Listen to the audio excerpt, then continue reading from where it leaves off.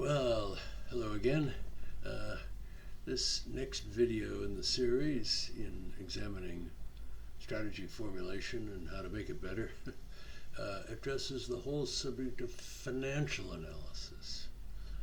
And the question is, should we use financial analysis? I've always been surprised in my career about how financial analysis and the numbers seem to be kind of restricted to the finance department, if you will, in big companies, used for the reporting of results to shareholders and so forth, but as a kind of a separate subject from strategic analysis, from understanding how the business works. And that's missing a really good bet.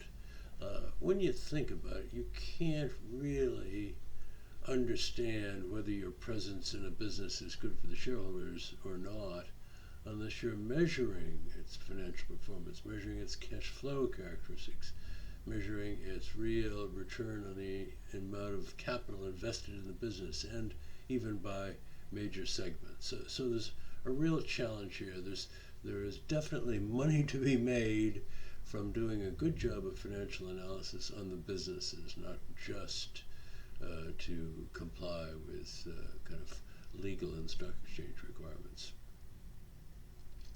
So as we think about the business, I would suggest that there is a series of steps that we can go through to exploit the potential in this area.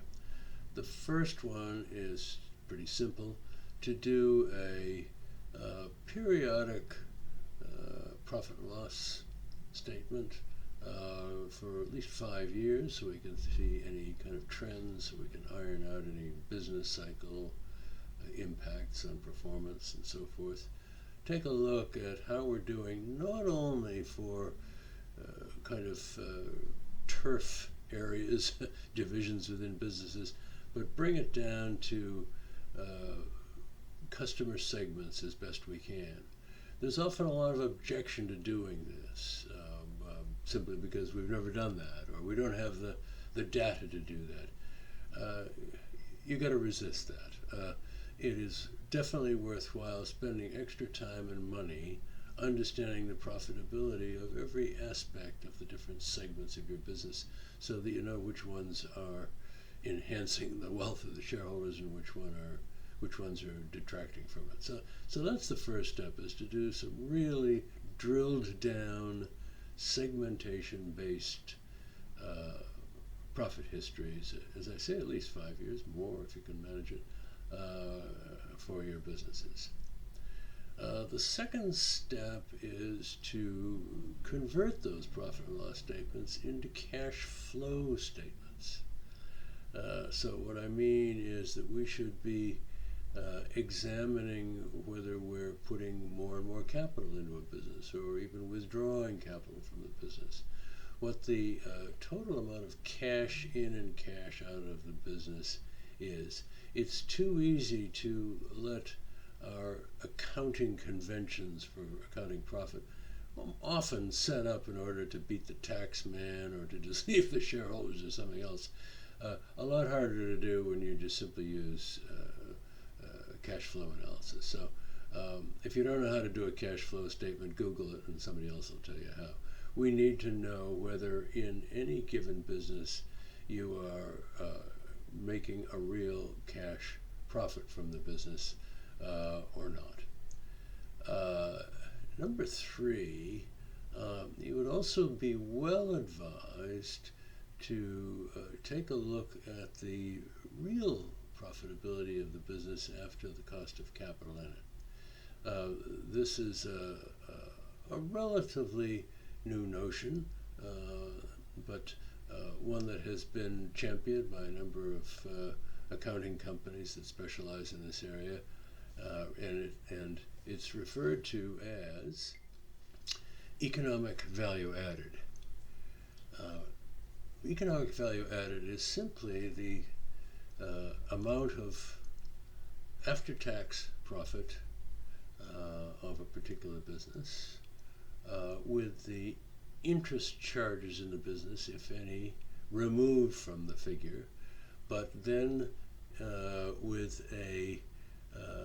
another charge against it, which is the weighted average cost of capital in the business.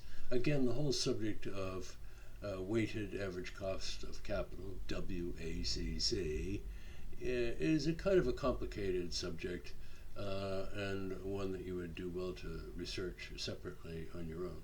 But what it really says is you're not really making money in a business unless the returns in the business exceed the cost of the capital that you have tied up in it, accounted for in a realistic way, not just the cost of interest, which these days is pretty small.